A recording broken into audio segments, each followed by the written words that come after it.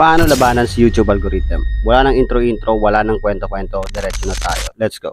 Una, you should have a high quality content. Ano ba yung high quality content?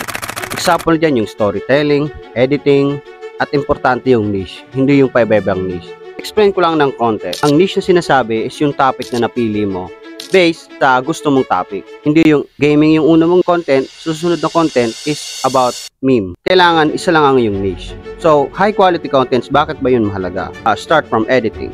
From visuals, sound quality, importante yon para magtutok sa'yo ang mga tao.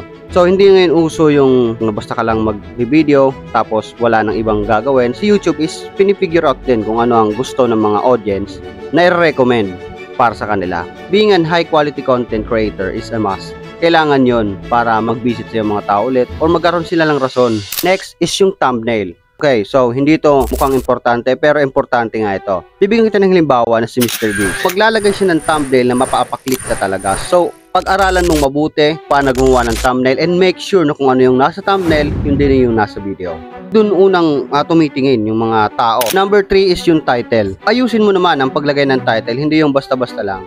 Make sure na ang title mo is base talaga sa kung ano ang content mo. Isa rin sa mga tips na sasabihin ko sa'yo is mag-research ka ng mga pwedeng ilagay sa description or pwedeng itag. Mas mahiking i-download mo yung app na YouTube Studio. Doon mo ma-edit yung thumbnails, yung title, yung tags. Mahalaga na pag-aralan yung title ng yung video. So next, at ang susunod is audience engagement. Ano ba yung audience engagement?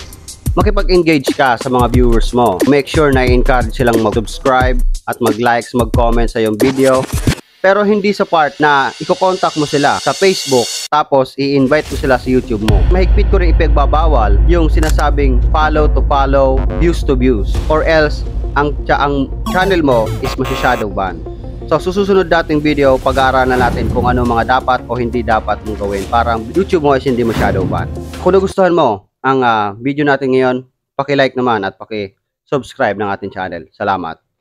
Kung hindi ka satisfied, comment ka lang kung anong hindi malinaw sa'yo. Last but not the least is yung consistency. Make sure na meron kang date para mag-post ng video. Gagawin mo yung pangako mo sa mga viewers mo. Bibigyan mo ng rason para bumalik sa'yo yung mga viewers mo. Mahalaga yon kay YouTube algorithm.